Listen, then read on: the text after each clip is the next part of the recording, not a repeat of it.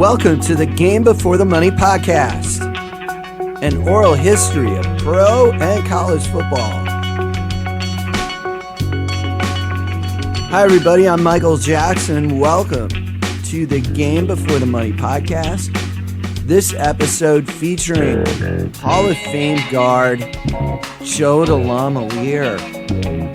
Joe DeLamielleure was drafted by the Buffalo Bills in the first round in 1973, and he was on the offensive line that blocked for O.J. Simpson's 2003-yard season in 1973. He later played for the Cleveland Browns and blocked for Brian Sipe, quarterback Brian Sipe, when Brian Sipe won the 1980 NFL Most Valuable Player Award. So Joe DeLamielleure, very instrumental in some big moments in pro football history. He's going to share a lot about that, give some insight behind O.J. Simpson's 2003-yard season. And, you know, that happened in 14 games. 14 games, 2,000 yards. That's really remarkable. Joe played his college football at Michigan State under legendary head coach, Duffy Daugherty. He also interviewed for the book, The Game Before the Money. That book, published by the University of Nebraska Press, and 2026 marks the 12th year of The Game Before the Money being in publication. You can get that book on Amazon, Barnes & Noble. It's widely available. And a lot of great interviews in there. Interviews with a lot of NFL legends in there. Frank Gifford, Bart Starr, Don Maynard.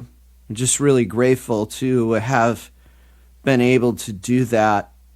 Don't forget to visit thegamebeforethemoney.com. Also, don't forget about the new podcast, Unvarnished Football, featuring Upton Bell, son of Burt Bell, and former Colts and Patriots executive, and me going over current football topics as well as football history. Those shows launch every Thursday, and you can hear them on your favorite podcast app. Thanks again for listening. Remember, the Game Before the Money Oral History Foundation is a 501c3 nonprofit. And now here's a full interview with Joe DeLamielleure, recorded around Thanksgiving time in 2022 for when the Game Before the Money was a national radio show on the Sports Map Radio Network. I had to condense that segment to about 5 minutes, but here is the full interview with Hall of Famer Joe DeLamielleure. Hey, so you're still working out and keeping in shape? Oh, yeah. Yes, I do. My son and I train people. He trains me. My wife's a pediatric nurse, so I'm a baby, and he trains me. So I'm in good shape. So, all right. I've never had a surgery, if you can believe that. Really? You've never had a surgery? Nope. I've been diagnosed with CTE and that, but I do pretty good because I don't drink, don't smoke, and can't dance, so I'm in good shape. You grew up in the Detroit area. Were you following the Lions closely growing up? Oh yeah, all the way. My dad had a bar in Detroit, which is still there, and it's a working man's bar, like factory workers. So when we were kids, he sold Budweiser and tap beer, and the Budweiser gave him 6 tickets to every Thanksgiving Day game and opening day in baseball. So I went to Lions games, so I'm looking forward to that. On Thanksgiving Day, we won every year, so big memory for me. I love it. Wow, were you at the 62 game against the Packers then? Yeah, 62, when the Thanksgiving Day Massacre. Yeah. Remember, because they sacked Starr 10 times, and Alex Harris and Roger Brown and those guys. And actually, I was sitting next to my dad in the stadium. I'm 10 years old then. Let me see. It was 62, yeah. So I was 10 because I was born in 51. So I tell my dad, Dad, I'm going to play in this game like I'm some crazy kid. He goes, when you friggin' do, I'll be there. And he was. Like, we played, well, with OJ, I think it was 77 or 76, 77. And we played them on Thanksgiving Day, and that's when OJ rushed for 275. My dad was at that game. So pretty neat to have that experience. Oh, wow. That's really special and really unique. Yep. I don't think too many people have those types of days, but it was a great day. And then we had our Thanksgiving dinner. Coach Ringo was coaching me then. He said, hey, stay home. You can stay home. OJ had such a great game. We actually lost the game. But he said, you stay home. You don't have to come back to Buffalo. We know what the films will look like. So I stayed home for Thanksgiving. It was a real big thrill for me and my wife. Oh, wow. That's great. Yeah, because I've always wondered about the logistics of playing on Thanksgiving and still having dinner with your family. Oh, man, I loved it. It was great. I mean, like now, it's kind of strange. One of my daughters lives down in Savannah, and we're going down there to have Thanksgiving dinner with her. So I said, yeah, the only thing is I'm not going to be eating between 12 and 4 because I'm watching Lions play because it means so much to me. So, when we first met, we talked about you also went to another really historic game, Super Bowl III. That was on with Namath. Yeah. Yeah. I still have the ticket to that game, too. I think it was like $7.50. Can you believe that? They get me and Chuck Foreman, and then Ted Hendricks was our host because he was playing for Miami. So they'd have a player, host the two recruits, and they brought us down for that game. And it really wasn't even sold out, which is amazing. That it was down in Miami, and you think, I bet you there's 10,000 empty seats. But I watched that game. First time I was ever on a plane, too. They flew me to Miami. Oh, wow. What a thrill. Oh, yeah. And Namath and I have become friends, which is weird. I go watch him when I'm 18. I'm thinking, and God is great. Like 50 years later, we meet and we're pretty good friends. So it's weird. That's right. Was he quarterbacking the Jets when he came into the league? Yeah, he was the quarterback. Yep, he was that's the one he won. Earl Morrow was playing, and then he wasn't doing too good, and they brought in Johnny Unitas, who was hurt, and the Jets beat him. Yeah, so that was an upset. Yeah, and what a thrill to be at the Super Bowl. Oh yeah. I was just a recruit. I was a kid. 18 years old. 17 years old, actually. I wasn't 18 till March of that year. But believe me, I wanted to go to Miami so bad after that game because I was down in the city of Miami. So I tell my dad, I can go to Miami. They offered me a scholarship. He says, it's too goddamn far. What are you, out of your mind? Your brothers will never watch you play because I'm the 9th of 10. So I go, oh, yeah, you're right. He goes, you go to Michigan State because Duffy Doherty's Catholic. I go, God, I wasn't thinking, Dad. You're right. That's why I went to Michigan State. Oh, okay. The combination of being able to play close to home and the Catholic connection. Being Catholic. Yeah, being Catholic. I didn't go to Notre Dame, but I went to Michigan State because Duffy was Catholic, and he said Parseghian was a phony because he was a Protestant coach at Notre Dame. I go, God, you're right, Dad. I don't know what the heck I'm thinking. So, can you imagine that happening nowadays? Never would it happen. No. Kid wants to go. I'm going, Dad. That's where I'm going to go. My dad said, no, you're not. You're not going there. And he said, you go close to home so we can all watch it. And did you consider Michigan at all? Oh, yeah. I wanted to go to Michigan, too. That was another story. I was Bo's first recruit, Bo Schembechler's. And when he got the job, then I told my dad I want to go to, if I didn't go to Miami, I want to go to Michigan. He said, you can't go there. I can't pronounce that guy's name. I go, what? What do you mean, Schembechler? He goes, nah, I can't pronounce it. I go, come on, DeLamielleure, Schembechler, you can pronounce it. He goes, no, I want you to go to Michigan State. Because Duffy was Catholic, that's why he wanted me to go. Oh, wow. Things don't happen like that nowadays, do they? No, a lot of different, especially now with the NIL.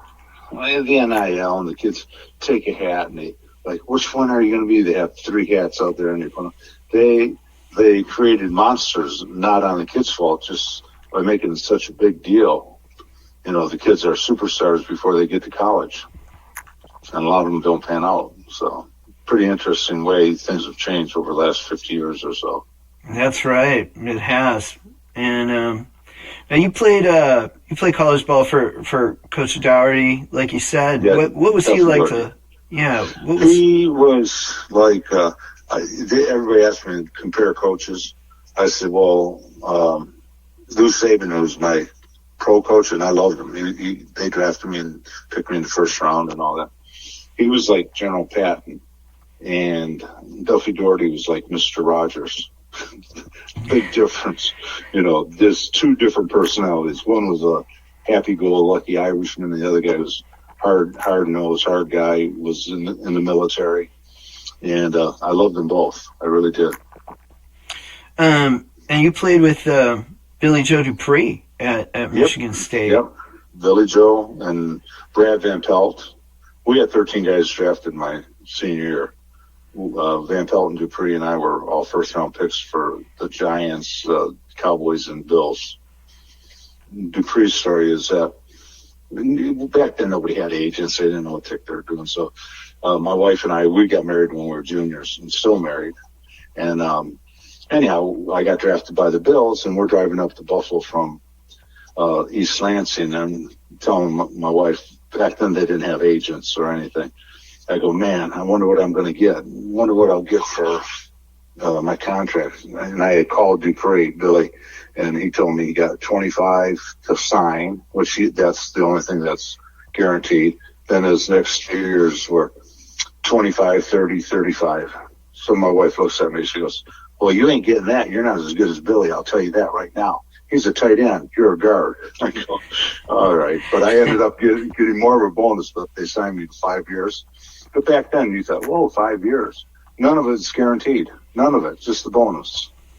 So I got a $30,000 bonus, and then 5-year contract was 22, 24, 26, 28, 30.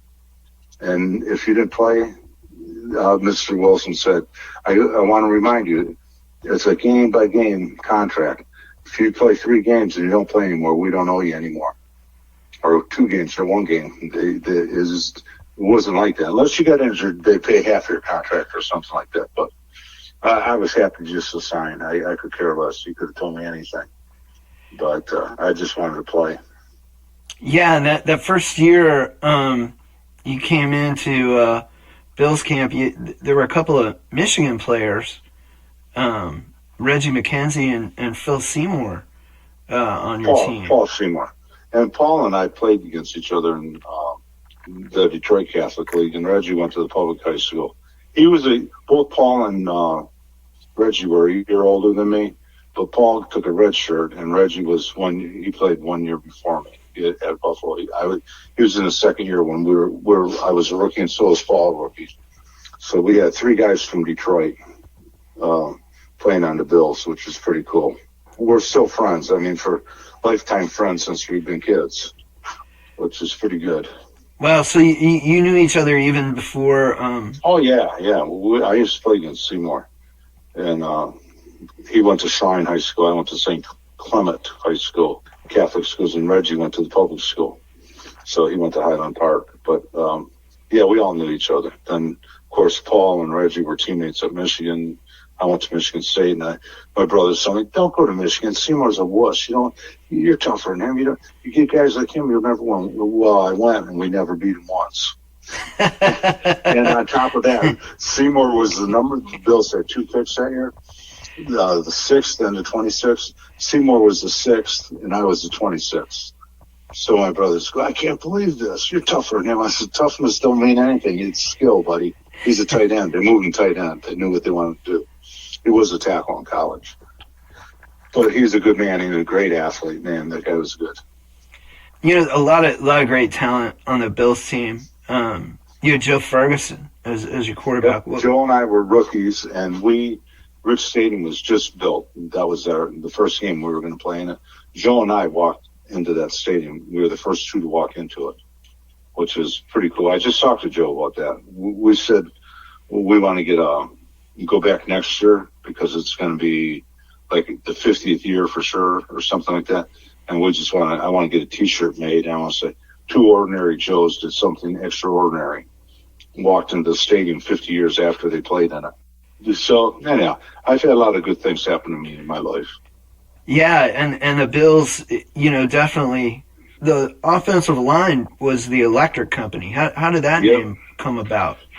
That happened because when we got there, we were doing really good. Like OJ, I think he had like 200 the first game or something like that. A lot of yards. He's like had 1,000 yards after 7 games, which was unheard of. So the PR guy's name was Bud Thalman, and everybody in Buffalo would say, "Hey, we got to give these guys a nickname," because they had the Purple People Eaters, the Fearsome Foursome, and the Doomsday Defense and all this. So Thalman said, "I'm going to think about it." And comes back one day on a Saturday. He said, "Hey, I got the idea of what we're going to call you guys, the Electric Company, because we turn loose the juice." Do you know how that came about? His son watches the Electric Company cartoon, and he told his dad that. He goes, "You should call him the Electric Company." He was like a 9-year-old kid. And then you can call him, they say they can turn loose the juice. And that's how that name came about, from a cartoon, from a 9 or 10-year-old kid. And it stuck. I just wore an Electric Company. I got an Electric Company shirt on right now. I use it when I work out, but it's not that one. But they sell them, and I've done that stuff forever. So I've been part of a lot of history in the National Football League. And then Brian Sipe, I was in Cleveland. He threw for 4,000 yards. He's a first 4,000-yard passer in 14 games in the NFL. So I had the first 2,000-yard rusher and then the 4,000-yard passer that I played with. Wow, that's amazing. And I looked up O.J. Simpson's game-by-game records in '73, and he gained over 400 yards behind you guys in the last 2 games. 2 games, yeah. Because everybody said, well, he broke Jim Brown's, or he's going to break Jim Brown's record at 16-something. So Reggie McKenzie said, damn, we're going for 2,000. So nobody thought that could happen, but he did. And actually, he could have had a lot more than that, because he came out of a couple games early when he had we had plenty of, we were winning the game and he had plenty of yards. We were just playing, and they take him out to rest him. If he would have played all the games, he would probably have 2,500 yards, I would guess. Oh, wow. Anyhow. Wow. It wasn't like he was just the last 2 games that he had something to shoot for. He had Jim Brown's record, which was 16-something, and he broke that. Then after that, everybody thought he'd just rest. And that's when Reggie said, no, we can get 2,000. So everybody said, yeah, let's give him 2,000. So it's kind of Reggie McKenzie's idea? Yeah, he thought of it. I mean, yeah, he did. He said, we can do that. And everybody thought he was crazy. But the linemen, we all thought we could do it, but nobody else thought we could do it. Now, you mentioned playing for the Browns, and Brian Sipe. What was Brian Sipe like to play with? He was unassuming. When I went there in '80. That's when he threw for 4,000 yards. He's MVP of the league that year. I told him after like 3 or 4 games, I go, Brian, you're going to win the MVP. You're unbelievable. I couldn't believe how he could throw. He could see.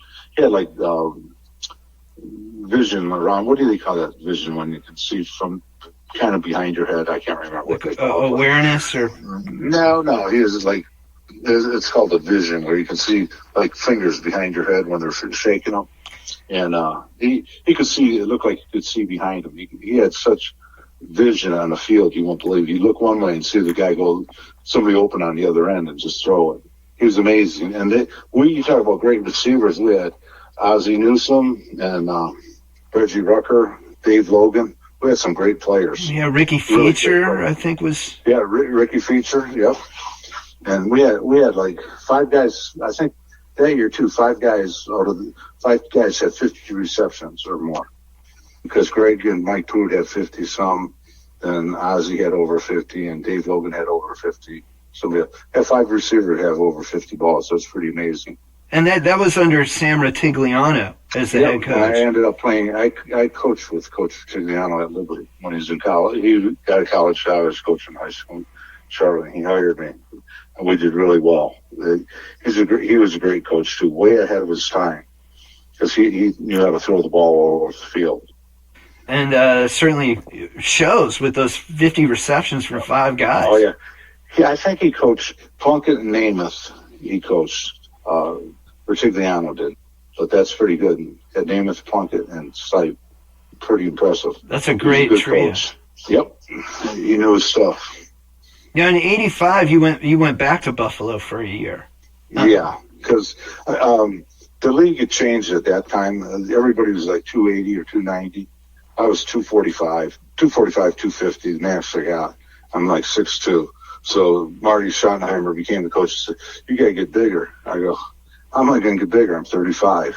I'm not getting bigger." There's either been a leap in evolution or they found a needle or pills to get bigger, because that's when the league all of a sudden got huge. All the players became huge, and the steroid era and all that stuff. And I said, "I'm not doing that." So I didn't do that. Mr. Wilson called me up right away. Said, "Hey, get up here. We want you to be with us for my last year." So I went there for my last year. And Bruce Smith was a rookie then. He was, yeah. We had great players. We had Bruce Smith, Talley, Andre Reed was a rookie. We had some really great players. They just didn't have a quarterback. And then I actually told Mr. Wilson, because we became friends then, and I said, "Mr. Wilson, you got a great team here. I mean, their whole offensive line was in place." And I said, "All you need is to get a quarterback." I said, "You drafted Kelly, sign him for God's sake." And they signed him. And that was the story. That was the end of it. He said, "Mr. Wilson, you really think so?" I said, "Mr. Wilson, I play against these guys all the time. They're great.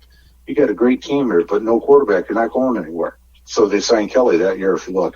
This 86 was Jim's first year. That's a backstory to those 4 Super Bowls. Oh, yeah. But, I mean, they had players. That showed me a lot. When you don't have a quarterback, you have an average quarterback, say, you'll be okay. But unless you have that special guy, it's hard to get over the hump, to get into the playoffs and all that stuff. Because Joe Ferguson is certainly a great quarterback. He played 18 years. I think it was 18, yeah.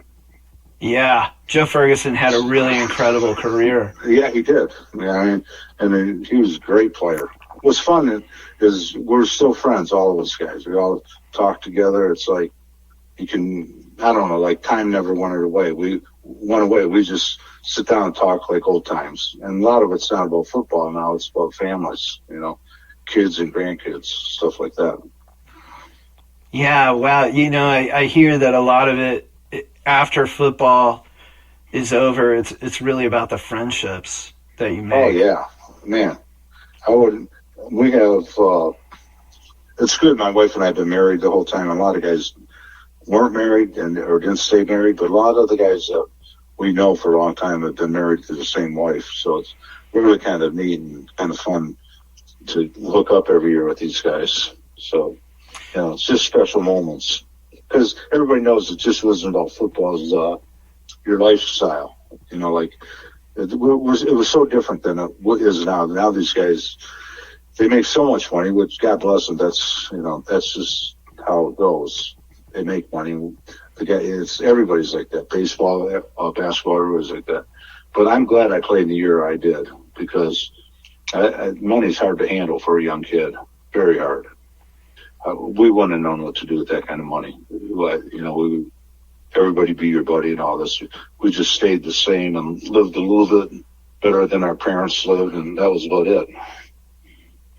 And then in 2003, you got the call that you're going to be elected into the Hall of Fame. How did you find out? Well, I didn't know anything about the protocol to get in it. You have to be in a certain amount of years, and then you get voted in. And then if you don't make the Hall of Fame, you go in as a senior and all this. Well, I had been out of football from 85 to 2003. So in 90, there's my 5 years, so I'm eligible after 90. I never even got nominated. I never got into the finals, nothing. Then all of a sudden I get a call, "Hey, you're in the final. You're in the Pro Football Hall of Fame." What? My wife said, "Yeah, you and that guy, Elvin Buffet, got in." I go, "Buffet's been in way longer than I have," because I thought he was a great player. It took him even longer than me to get in. Played 16 years and didn't get into it. I don't know where it was. 14 years after he played. It was unreal. Yeah, Elvin retired after the 83 season, so he waited a couple of years. And then, you went in with Hank Stram, Marcus Allen. Yep. Lofton. James Lofton, And me and Buffet. So, Buffet and I are still best friends. That's another special friendship, because when I used to think Elvin, man, you talk about a guy who was kind of a jackass on a football field. He was the meanest guy you'd ever meet. So then my wife goes, that guy Elvin Buffet. I said, oh man, I don't want to meet this guy. I wonder what he's like. Now, we end up being best friends. We call each other at least once a month for the last 20 years. So how about that? Oh, wow. So, football is good. It gets a lot of friendships going. Thank you for listening to this episode of the Game Before the Money podcast. Remember to check out my new podcast with Upton Bell called Unvarnished Football, available on your favorite podcast app.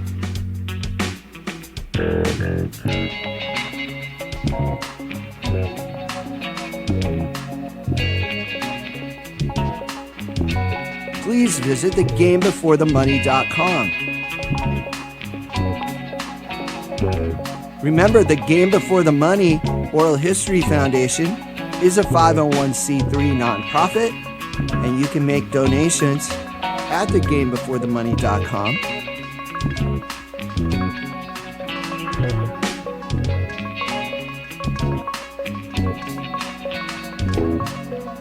Transcriptions of some episodes of the Game Before the Money podcast are available at thegamebeforethemoney.com and are powered by our transcription partner Sonix, spelled Sonix.